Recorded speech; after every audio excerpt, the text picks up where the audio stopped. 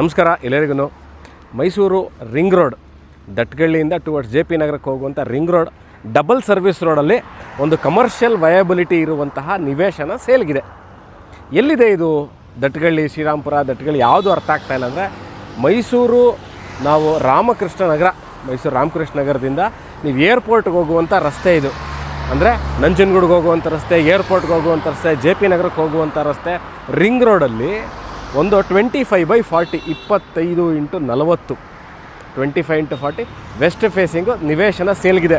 ಭಾಳಷ್ಟು ಜನ ಕೇಳುವಂಥ ವಿಚಾರ ಏನು ಅಂತಂದರೆ, ಮೈಸೂರಲ್ಲಿ ಕಮರ್ಷಿಯಲ್ ವಯಬಿಲಿಟಿ ತುಂಬ ಕಷ್ಟ, ರೆಂಟಲ್ ಇನ್ಕಮ್ ಬರಲ್ಲ ಅಂತ. ನೋಡಿ, ಇದು ನಾನು ಹೇಳ್ತೀನಲ್ಲ, ಮೈಸೂರಿನ ರಿಂಗ್ ರೋಡು ಒಂದು ಜೀವನಾಡಿ ಇದ್ದಂಗೆ. ಅಂದರೆ ನೀವು ಎಲ್ಲೇ ಮೈಸೂರಲ್ಲಿ ಒಂದು ರಿಂಗ್ ರೋಡ್ ಇಲ್ಲ ಅಂದಿದ್ರೆ ಇವತ್ತು ಭಾಳಷ್ಟು ಕಷ್ಟ ಆಗೋದು.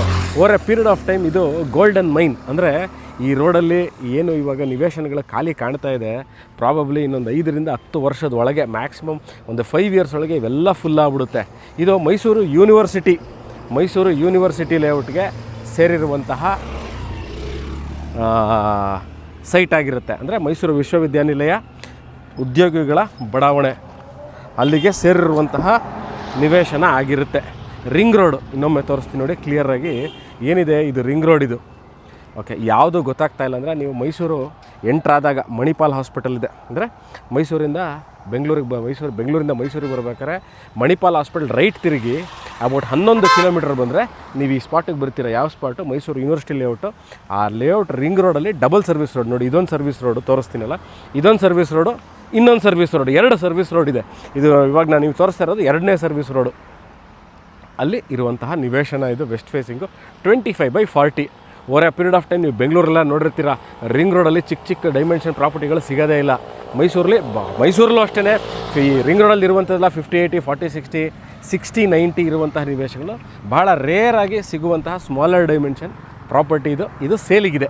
ಈ ವಿಡಿಯೋ ನೋಡ್ತಾ ಇದ್ದು ಮೈಸೂರಲ್ಲಿ ಸ್ಮಾಲರ್ ಡೈಮೆನ್ಷನ್ ಸೈಟಲ್ಲಿ 300 ವರ್ಷಗಳಲ್ಲಿ ನಿಮಗೆ ಬಿಲ್ಡಿಂಗ್ ಕಟ್ಟಿದ್ರೆ ಭಾಳಷ್ಟು ರೆಂಟಲ್ ಇನ್ಕಮ್ ವರ್ಕೌಟ್ ಆಗುವಂತಹ ಏರಿಯಾದಲ್ಲಿ ಈ ನಿವೇಶನ ಸೇಲ್ಗಿದೆ.